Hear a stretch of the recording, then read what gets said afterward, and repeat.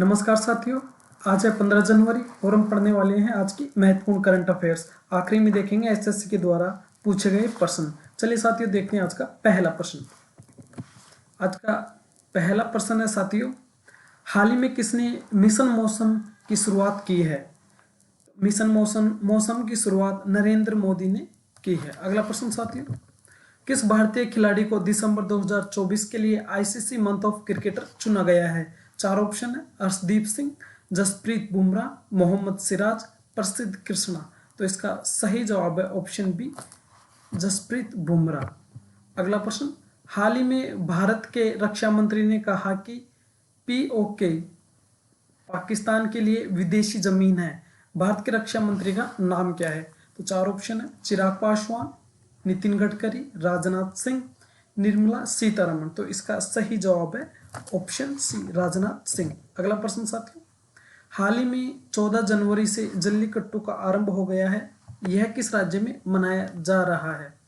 पंजाब, तमिलनाडु, हरियाणा, राजस्थान। तो इसका सही जवाब है ऑप्शन बी, तमिलनाडु में। अगला क्वेश्चन, संविधान द्वारा प्रदत्त शक्तियों का प्रयोग करते हुए राष्ट्रपति ने किसको सर्वोच्च न्यायालय का न्यायाधीश बनाया है? चार ऑप्शन है, रंजन गोगोई, संजीव खन्ना, जस्टिस गवई और आखिरी है कृष्णन विनोद चंद्रन, और यही सही जवाब है। अगला प्रश्न साथियों, हाल ही में तीसरी पीढ़ी की किस anti tank fire and forget guided missile का सफल कार्यक्षेत्र मूल्यांकन परीक्षण किया गया है? चार ऑप्शन है, पिनाका, नाग MK2, S-800, आदित्य L1। तो इसका सही जवाब ऑप्शन बी है, नाग MK2। अगला प्रश्न साथियों, हाल ही में 700 करोड़ की लागत से 56 नई वाटर शेड विकास परियोजनाएं किसने स्वीकृत की हैं? चार ऑप्शन है, चिराग पासवान, अश्विनी वैष्णव, शिवराज सिंह चौहान, नितिन गडकरी। तो इसका सही जवाब ऑप्शन सी है, शिवराज सिंह चौहान। अगला प्रश्न साथियों, भारतीय उपराष्ट्रपति के वर्तमान में सचिव का नाम क्या है? वर्तमान में भारतीय उपराष्ट्रपति के सचिव का नाम क्या है? चार ऑप्शन है, संजय कुमार, बी श्रीनिवासन, राजेश कुमार, सुनील कुमार गुप्ता।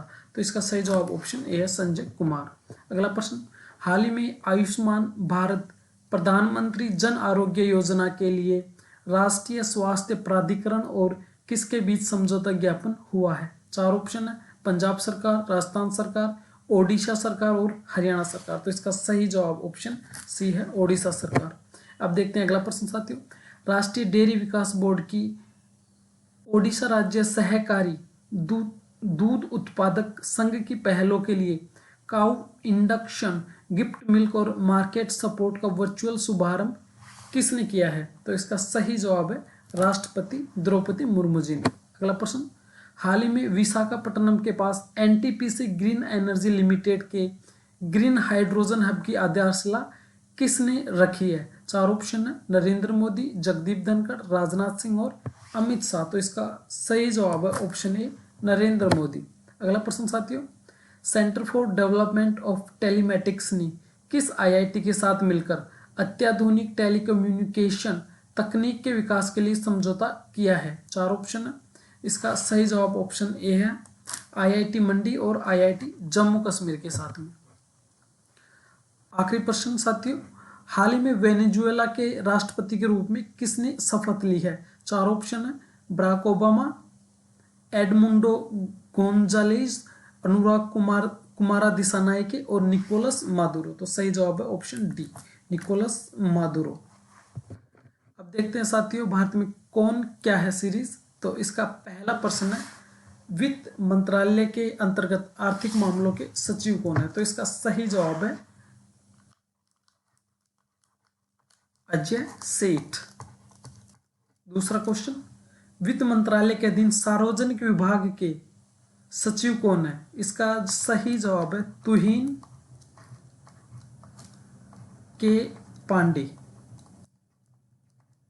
अगला प्रश्न साथियों, कॉन्सुलर पासपोर्ट, वीजा और प्रवासी भारतीय मामलों के विदेश मंत्रालय के सचिव कौन है? तो इसका सही जवाब है अरुण कुमार चटर्जी। अब देखते हैं साथियों कल के यक्स प्रश्न जिनका जवाब आपको देना था। अब इनके आंसर देखते हैं। कौन सा राज्य पंचनद का भाग है? तो इसका सही जवाब है पंजाब। पंजाब 5 नदियों की भूमि है, इसलिए इसको पंचनद कहा जाता है। छोटा नागपुर भारत का एक है, तो ये भारत का एक पठार है। ये प्रश्न सारे एसएससी द्वारा पूछे गए हैं।